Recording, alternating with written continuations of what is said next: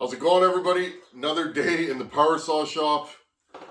Weather's been horrible this weekend. It's been pouring rain. Looks like it's raining again outside. I got half my grass cut, so that's half the battle completed. So what we're doing today, instead of doing outside work like I had planned, let's dig back into this 371. You guys have seen this saw on the bench. This saw was donated to the channel, which is awesome. As a saw that we can build. I built this saw. It runs pretty good, friends. This is the second building of the saw. I've had two different sets of timing numbers in it. The first build we did was like a 96.5, 97 exhaust roof with a flat top piston. You guys saw how that ran? It ran pretty good. Now I put a pretty large pop-up in it with a 98 exhaust roof, tighter squish, and the saw has way more power, but here's the problem. So you build a saw like this, and again, this is another saw from a box of parts. We don't know the history of it. It was blown up. That tends to be what I do on this channel. Now, sometimes that makes me a glutton for punishment because there could be random issues with a saw that you don't know about. You don't know why it was parked, etc. But this saw ran pretty good, but it's had a few issues. So the first time I ran this saw, I had a moment where it wouldn't restart. I pulled on it and pulled on it and pulled on it and pulled on it and pulled on it, and it flooded. This saw floods sometimes, but then other times it doesn't. I'm not sure why. Also, the last time I ran it, the tuning was kind of all over the place. The saw would run really, really rich, and then it would run lean. Now, I'm going to look at a couple of things here. First off, are we getting full throttle travel? That was mentioned in the comments. That might be a reason. Number two, this air filter is kind of grubby and dirty. Perhaps this air filter, if your air filter gets clogged, you get this, you can end up with a saw that runs rich. We're going to change that today. Ryan at Wolf Creek sent me a new air filter, so we're going to throw that on there.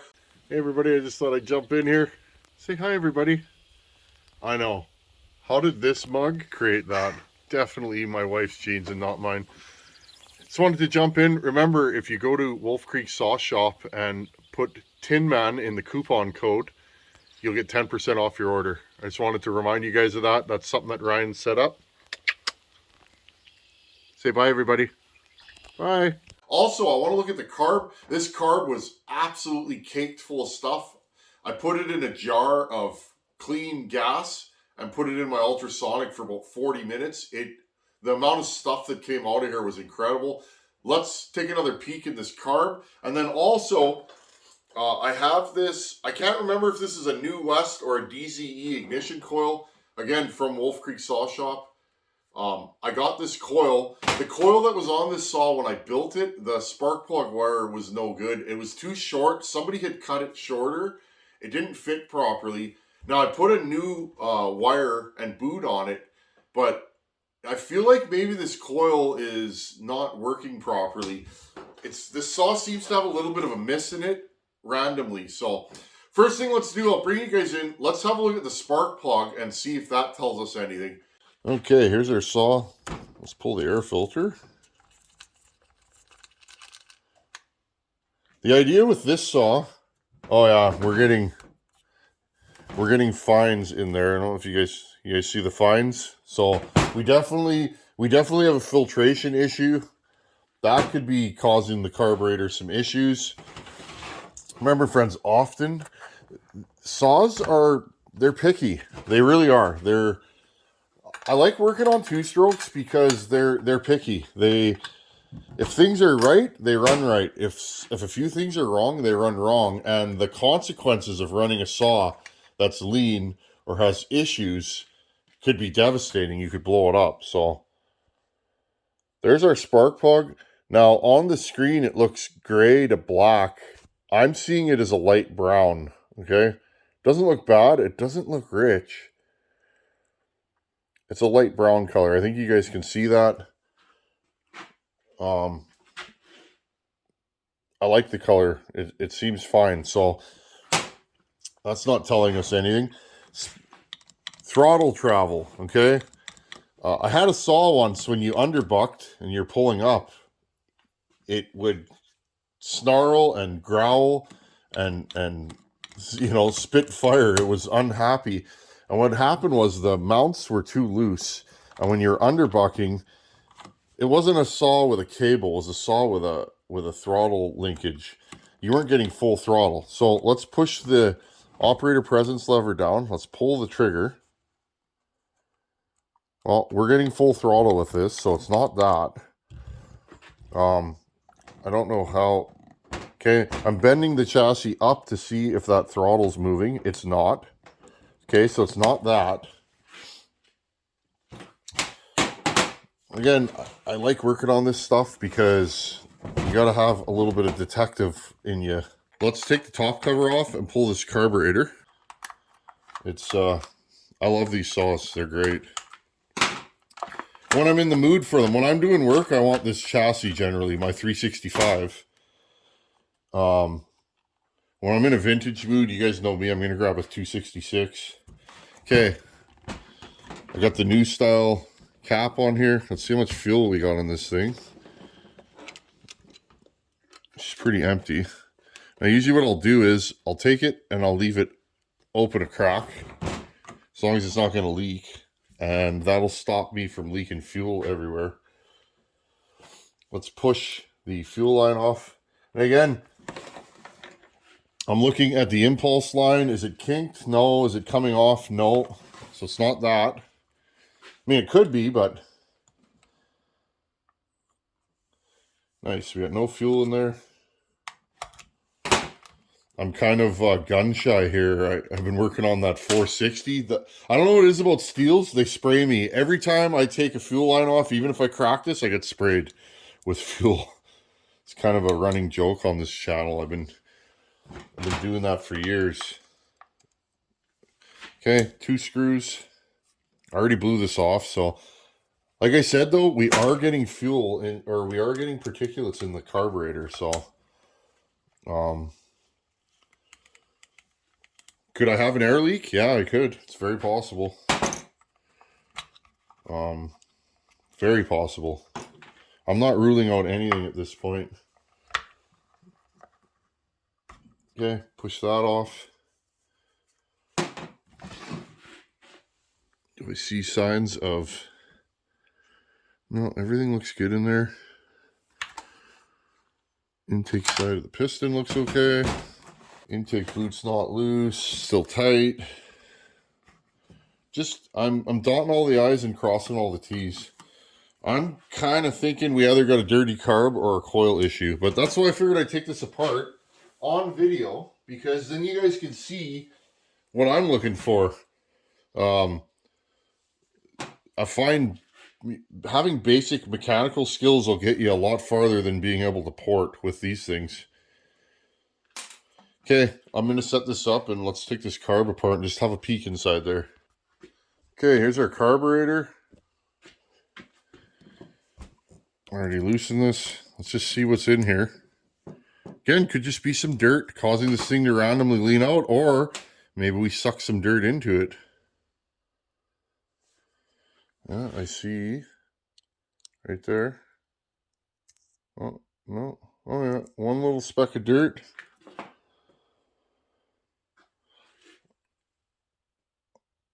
Definitely got some dirt in that filter.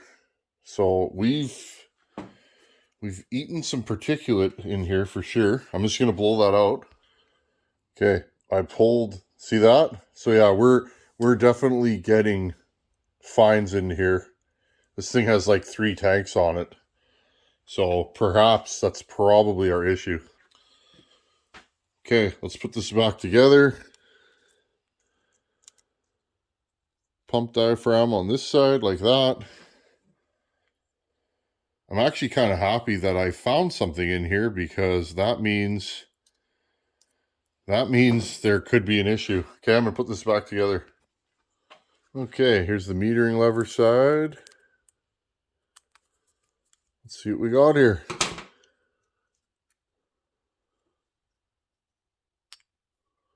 Lots of dust, but there's a vent there, right? So it's not that. My gasket's pretty stuck considering this thing's new. I'm actually shocked. I put a carb kit in this. Weird.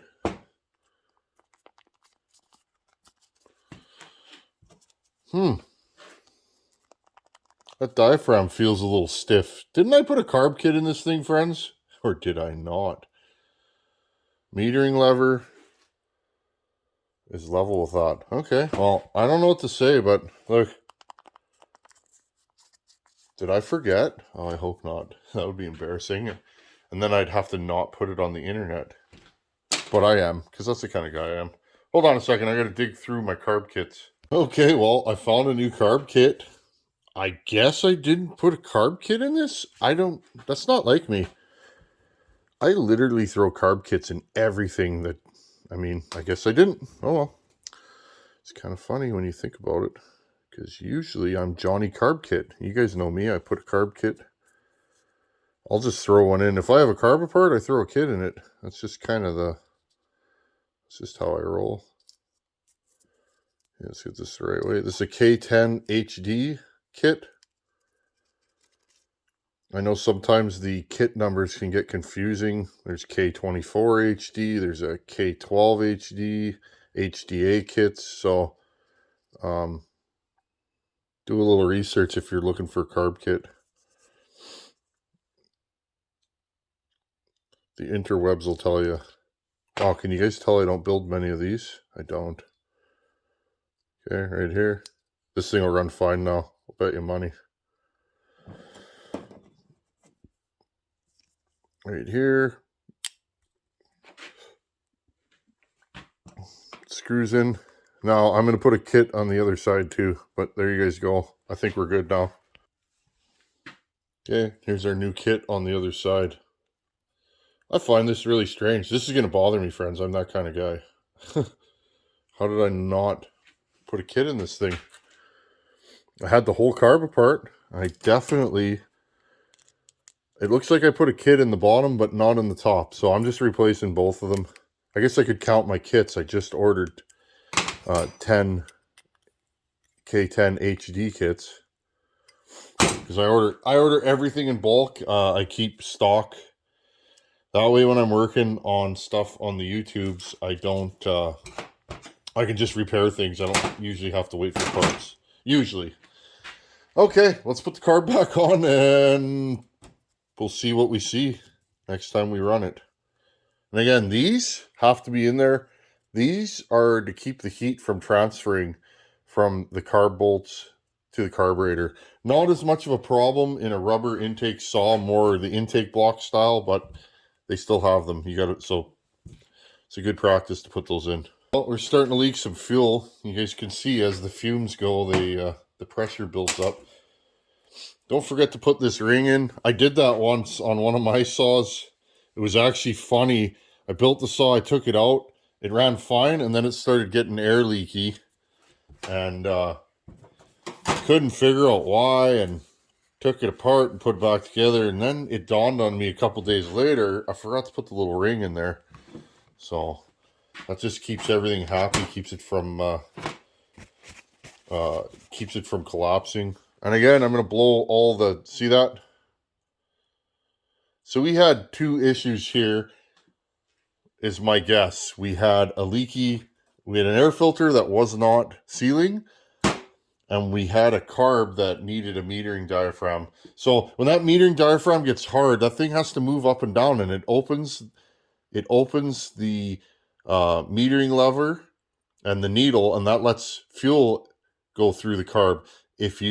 If it's moving too slow or it's too stiff and doesn't travel all the way, you end up not getting enough fuel, which in a bigger buck putting load on the saw, and I wasn't doing any big bucks with this, but putting load on this saw, it suddenly would go lean after a decent cut, or it would break up. Well, that's probably what was going on.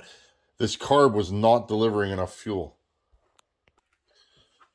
Okay, I blew it all off. Grab this. Now, I think this is the better way to do this. We'll put the cable on first. There we go. plastic piece back in there. Line it all up.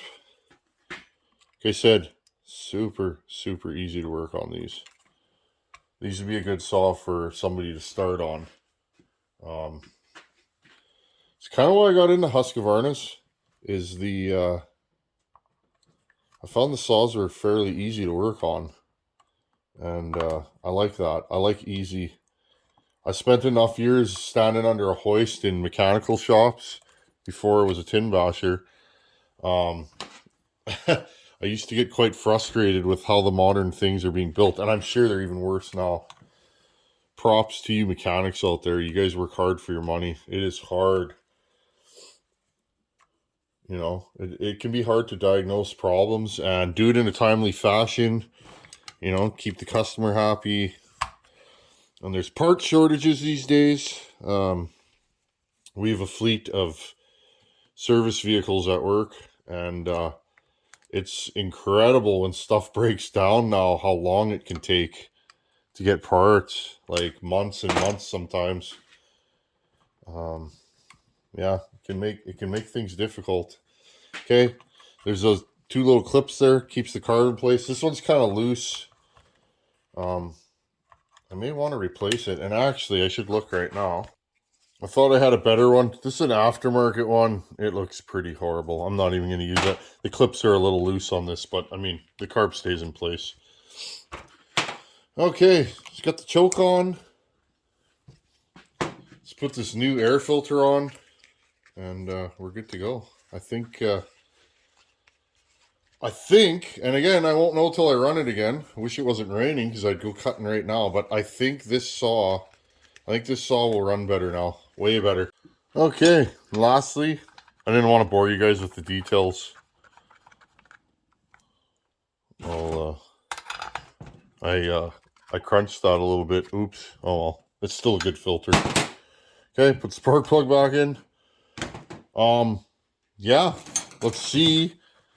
Put the fuel cap closed. I guess I'll just fire this thing up right now and see if it runs any better. Just give me a second. Okay, I got the saw back together. Let's just give this thing a test fire and see what it does now. It should run better. I'll be shocked if it doesn't. I guess I just forgot to put a carb kit in this thing. It is what it is, friends. We all make mistakes. That's mine for today. I'm sure I'll make more tomorrow. It's what you know what I find with saw building, life, work, your family.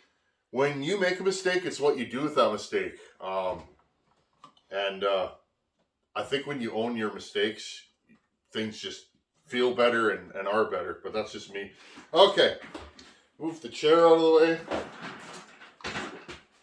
Full choke. Put my hearing protection on. Let's see how this thing starts now.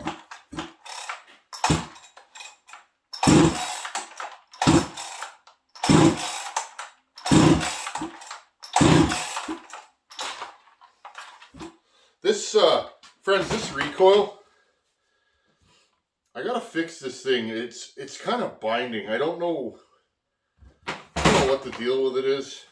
It makes this thing kind of hard to start. We'll give her another good. There we go.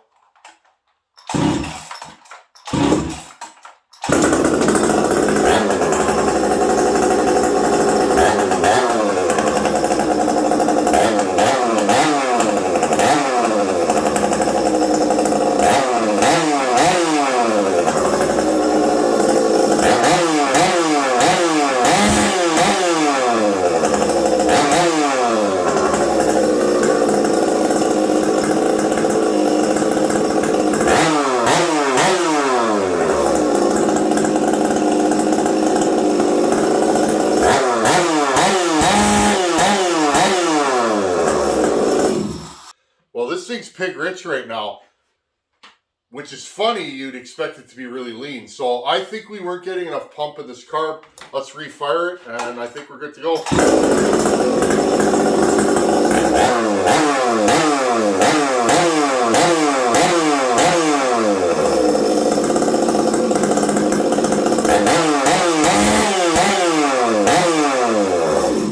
Just gonna restart it a couple more times.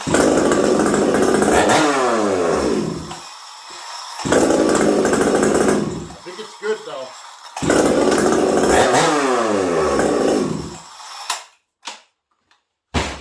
Okay, well, that's what we can do for now. Okay, let's wrap this video up.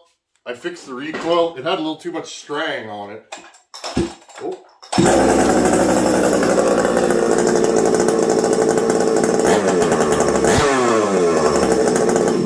Perfect.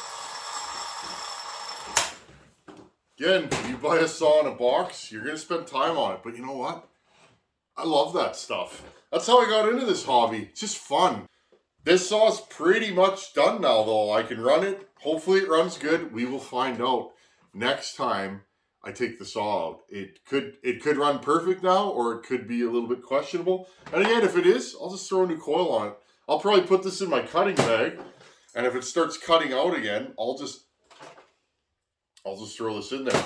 Honestly, though, I think I was tuning around a bad metering lever, because think, if that's too stiff, you're just not going to get enough pump out of it. You're not going to get enough flow, and you're going to be richening the saw, and then at high RPM, that thing's not moving enough. You're not getting enough fuel. Then you make the saw richer, and then what happens? It's too rich, then you lean it out like you're chasing your tail with tuning. If you're chasing your tail with tuning, if it's not stable, you got an air leak or you got a carb issue generally, or a bad fuel filter or fuel line, impulse line. It's going to be one of those things, and you just got to work through it and figure out what it is. That's why when I build a saw, other than this time, that's the first time I've ever not put a carb kit in a saw. Who knows why or where I did it, but that's why I run my saws, friends. I spend time with them because when they get mailed, they got to be right. And if they're not right, it breaks my heart. And so that's why I spend time with my saws, because if I made a mistake, I'll catch it, not somebody 2,000 miles away, you know. And whether there's money exchanging hands or not, and honestly, friends, I still really don't take builds. I just build for buddies and send them the saws. And you know, and that's the fun of it for me. But again, if I do make a mistake, I take it pretty hard. I am that guy. I try and do good work. In my line of work, sheet metal, when I leave a job, it has to function and it has to look good. And it has to be built on time and on budget. That's the world I live in. Sometimes you got an 8-day job or a 5-day job that you got to build in 3 days, and you hammer down. That's the industry I work in. You know, you could work 7 till 9 at night sometimes, but I don't cut corners. So if I work 7 to 9 and I'm on a deadline, when the job's done, remember this, friends, especially young men out there, your work ethic, that's your signature. When my job's done and I leave, nobody's going to see where I did sloppy work in one corner or something doesn't line up and go, oh, well, I wonder what kind of a deadline. All they're going to say is, that looks horrible. So remember that. I try and do as good or as perfect a work as I can. I guess I just forgot a carb kit. It is what it is. Anyways, on to question of the day. This is a really good one. I've been asked this question a million times. I'm sure I've covered it in videos, but we're getting to the point where I have tons of videos. Again, check out my playlists. I'm always adding to them. I've been building playlists since day one. I think there's like 30 playlists now. Not every video goes into a playlist, but I do, you know, I have a 372 playlist. Anything 372 chassis related is in that playlist. This saw's in there, my 365, anything that I've played with. The work I've done to this bottom end's been in there. So again, so today's question of the day, Daryl picked up a 365 non-special, okay? They're just labeled 365. They have open port transfers. The 365 special is just basically a mini 372 original edition. Great saw. You guys know I've had one for years. They port well. Stock, they run well. They're just great saws. Anyways, he picked one up. He said it ran good. Super impressed with the power versus his 50cc saws. I agree. Daryl took his top end off and the piston was warned. Sounds like the piston was shiny, sloppy in the bore. It's got lots of time on it. Still runs good, but he wants to freshen the saw up. His question for me was, the crankshaft. He noticed that it has up and down play, or no up and down play, but it has side to side play. He wanted to know if the crank should be replaced.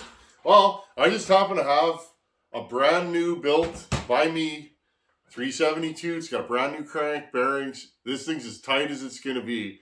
Let's have a look at this crank, and I'll show you right now. Here's a brand new crank. I've been asked this question many times, and that's a good question. And it's actually a question I know the answer to, so that's good. I like when you guys ask me stuff I know. But if I don't know, I'll just phone one of my buddies and ask them, and then I get to learn. So it's all good. Okay, no up and down play. Okay, nothing. Make sure that crank, make sure it's in the center. Okay, they do move side to side. You might ask yourself why. No up and down, but ready? You hear that? It's got play. Here's another one. Here, let's look at this one. This is a used crank on a build I did. Tons of play. Nothing up and down. Okay? Let's turn your light off here. Boom. Okay, so what's the deal there? Well, Daryl, your crank's fine. I wouldn't even worry about it. Side to side play is important. You have to think about the loads and what these saws go through. If your cylinder, maybe your deck here, maybe your deck's machined half a thousandth or a thousandths off kilter, okay? And it happens. These are mass-produced machines, right? If that was a thousandth down here and the cylinder stroke is whatever, 2 inches, we'll just call it 2 inches for simplicity. If that's a thousandth here and you have a 2-inch stroke, how far would it be on the top? It might be 5 thousandths. Well, if you didn't have side-to-side play in your rod like that and it was tight up and down and tight sideways, what would happen? You'd wear that piston horribly. So there's a little bit of side-to-side play. Totally fine. Now, if your crankshaft is discolored, white or blue, remember these have a copper coating on them. When the copper coating gets warm, guess what happens? It discolors white or blue, like when you're soldering a joint in plumbing. What happens to those pipes? Right before you solder them, they change color. They get hot enough. Well, that's what happens on these. If your crank is not discolored like this one, and there's no play in it, run it. I wouldn't worry about it. Check your crank bearings. It's rare I find a saw with a blown up crank, but it's common for me to get a saw with blown up bearings. So that could be your issue. Or the bearings could be fine. Pop the crank seals off and have a peek in there. If the bearings are shiny and clean and you don't feel any up and down play in them, run them, put a new set of seals in there and go. Now, if your crank is discolored and there's up and down play, throw that thing in the garbage. If it's discolored and there's no up and down play, that's up to you. I've seen cranks fail that are discolored with no up and down play, and I've seen them last. So that's a case by case. It's up to you. If you break that rod, you could do serious damage to the saw. But again, that's up to you. Anyhow, I hope that answered your questions. Everybody else, thanks for hanging out here. And just thanks for allowing this fella to be in your homes and come and hang out every couple days. It's pretty cool. Thank you for being here. Thank you for your support. Thanks for watching. Take her easy. I can't end a video without saying that, right? Later.